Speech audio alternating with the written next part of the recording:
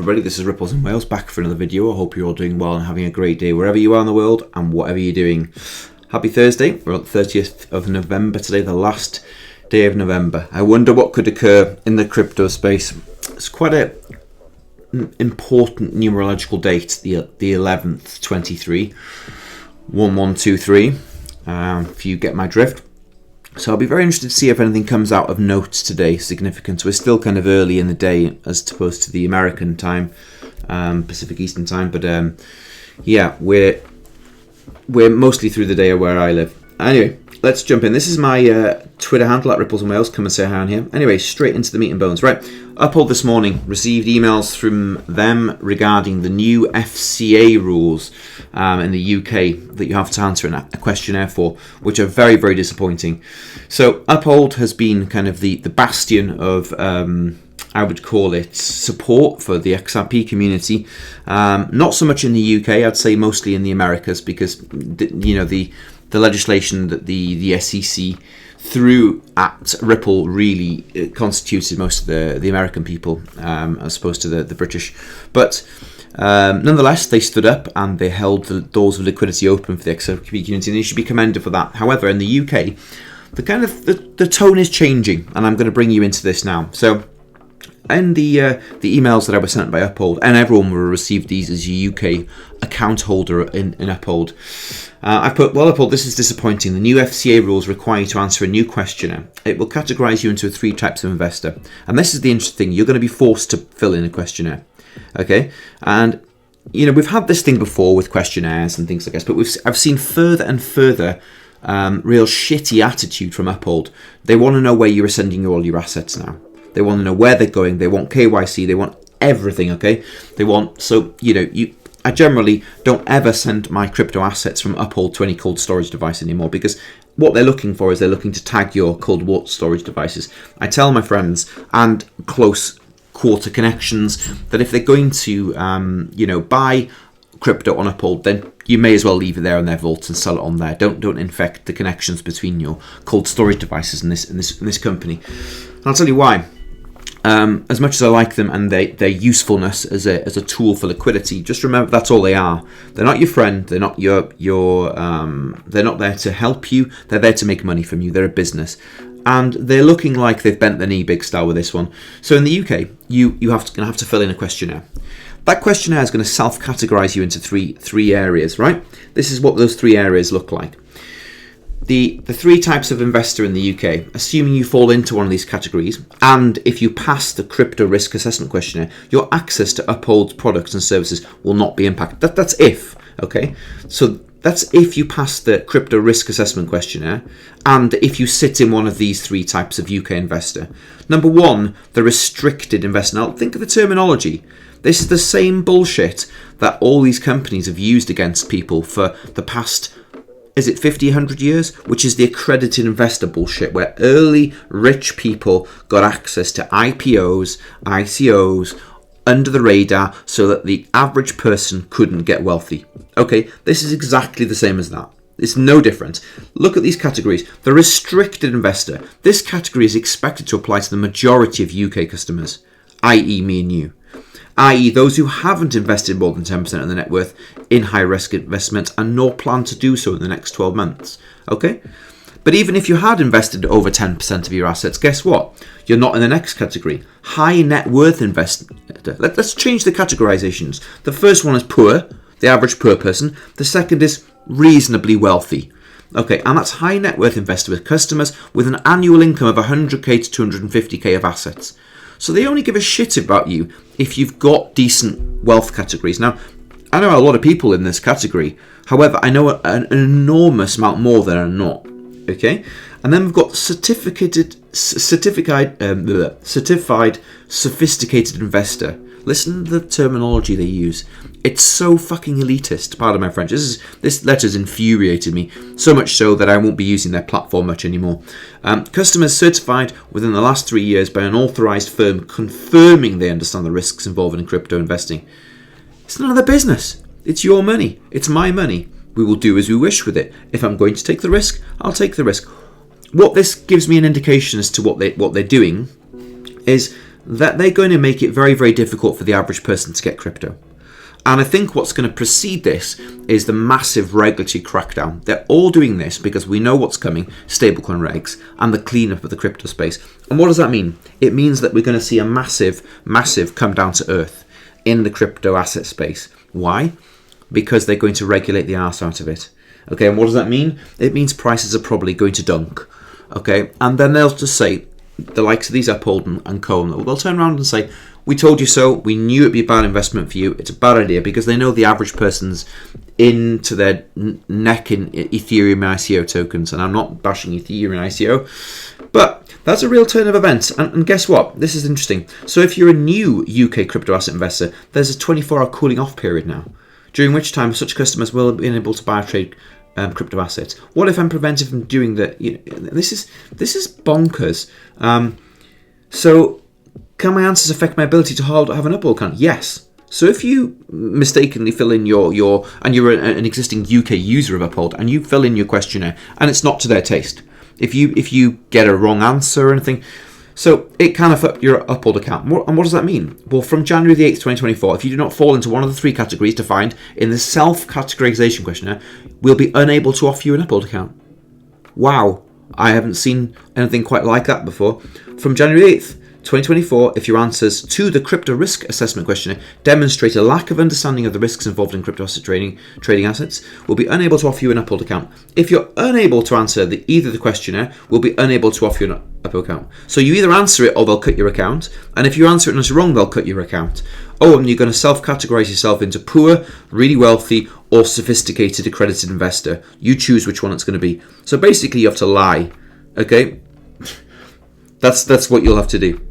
And so this is how you're going to get under the net with their ridiculous questionnaires in the UK. I urge you all to take strong note of that. And if you are going to keep your Uphold accounts, which would be rather useful, I would urge you to take great care when filling this questionnaire in, and maybe to fill your bags beforehand and shift them off there. Anyhow, moving on, that's my rant about Uphold today. Evernode, right, there is an airdrop, and this apparently is a true and honest set of links.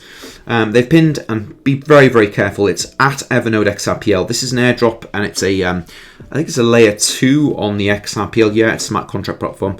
They're doing an airdrop, and it's a bit of a, I'm going to say this, it's a bit of a clusterfuck to get your airdrop. It really is. I've been talking with my groups this morning, and we can't find a very easy way to do this. But anyway, the link's in the top of their Evernode. There is a tutorial by XRP Bags, but unfortunately, from what I can gauge on it, the snapshot was taken earlier in the year on mainnet, which means if you held on a cold storage, it should have been captured in snapshot. However, what they're asking you to do is to connect your Ledger devices to your Zum wallet account, so that your Zum will be the one that checks your qualification for the snapshot, which is a bit tricky, because if you don't want to connect your Ledger to your Zum wallet, then it is going to make it very difficult for you to get your airdrop.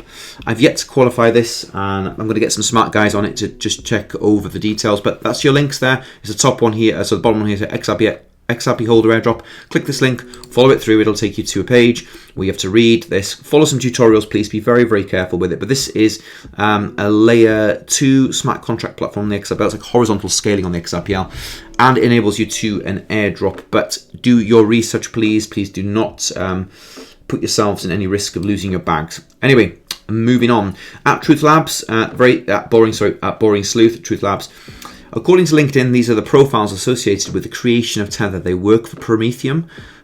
Very interesting. We've heard about Prometheum before. AmbiSafe, ChainSafe, and the Ethereum Foundation, among others. So these are these characters who have worked at the creation point of Tether. Tether was created by AmbiSafe Operations, who is deeply associated with Tether, Ethereum Foundation, ChainSafe, and Swissball Consensus, among many others, now defunct ex-ICOs. We've got a screen capture of all these. Yes, Swissborg and Tether. They are a one-stop shop if you're looking to create a crypto company. Say, for instance, you know nothing, but you're okay being face of the company who's got the financial backing of the CCP. I could let you go on. And as a meme here by Crypto Meme Guy .3DAI is Tether, Prometheum, and ETHgate. Yeah, it's all part of the same gang, guys. Moving on, Torrey Corton, literally becoming the crypto Bible of prophecies. In his book, he put the illusion of decentralized ecosystem, deception of capitalism. These are in his on his website that he has. He's quite the trader. And this is the article he's referring to. Gold Telegraph: a top United States Treasury official has warned that stablecoins such as Tether may be in the sights of the United States. Many continue to be in absolute denial. Tether is a concerning one. I completely agree. All right, moving on. There's a video here by Digital Assets News. Elon Musk, the one who basically, did I play it? It might shadow ban me for saying this, but Elon Musk is in an interview with one of the CNBC kind of financial hosts, and he's asking about Twitter censorship, and he uses quite a set of profanities. It's quite fun to watch, but someone's done it with a meme with Joe Rogan in the background. It's quite fun to watch. I hope it'll play for you all now. Perception that was part of a apology tour. There was advertisers leaving. We talked to Bob Iger today. I hope they stop. You don't want them to advertise? No. If somebody's going to try to blackmail me with advertising, blackmail me with money, go fuck yourself. Go fuck yourself.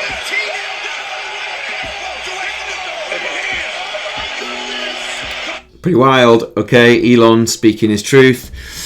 I felt a bit organised, if you ask me, but there we go. That's my thoughts. Miles Dusha, is Bitcoin dominance following the same pattern as the last cycle in 2019? Dominance topped in September, which is here, 2019, before alts gained steamed into the halving. In 2023, dominance looks like to be exhibiting a similar pattern, which could indicate a reversal into the halving. Yeah, we'll see. This is 2019. So we have to see. I mean, a lot of people say we're following a very early cycle in Bitcoin, and it's going to continue pushing up. I think we're a little bit early to tell either of them at the minute. What else was I going to say? Oh no, it wasn't actually. It was stablecoins. Actually, stablecoin regulation. Right. So I've mentioned before a few times to you, stablecoin regulation in the UK or globally is going to be a very big thing in a minute. And just bring this up to our attention to bring it more into the more recent frames. Recent legislative changes brought stablecoins into regulators' remits. This is the Bank of England. These changes provide us with new powers to regulate systemic payment systems using digital settlement assets, including stablecoins and related services providers, once these have been recognised by HMT. Now, this is pretty important. The Bank of England is the central bank of the UK. This will be pushed by further UK Gov. Again, update on plans to regulate fiat-backed stablecoins, UK Gov. We've seen this in EU. The EU adopted a comprehensive regulatory framework on markets and crypto assets by MiCA in June 2023, what will regulate crypto asset markets. The regulation focuses on stablecoins, which are crypto assets promising a stable value against official currencies and values. This is what they're going to do. This is how they're going to change it. And, I want to bring up just a little bit of a connection to this. I can't help but feeling the regulation jar molasses is all to do with stablecoins, and the hammer's all to do with the gavel of stablecoins. And Tether is the coin in the middle of all this, which is a stablecoin. And it's just a little bit concerning. I think stablecoins are going to be the big one. I think Binance has had some issues in the past couple of days with its stablecoin, they're going to, I think, remove it from their trading desk. I heard something a couple of days ago. Pretty mental stuff. Anyhow, stablecoins is where it's going to be at. We're going to see a big move, I think, in the coming 2 or 3 months on stablecoins. And I just say, just be careful, in the space. We've seen a big rally up. I think we may see some a comeback down to the ground in due course. Anyway, we'll leave it there for today. That's the news brief on 30th of November. I hope you're all having fun. Look forward to see you on the next video, and be blessed.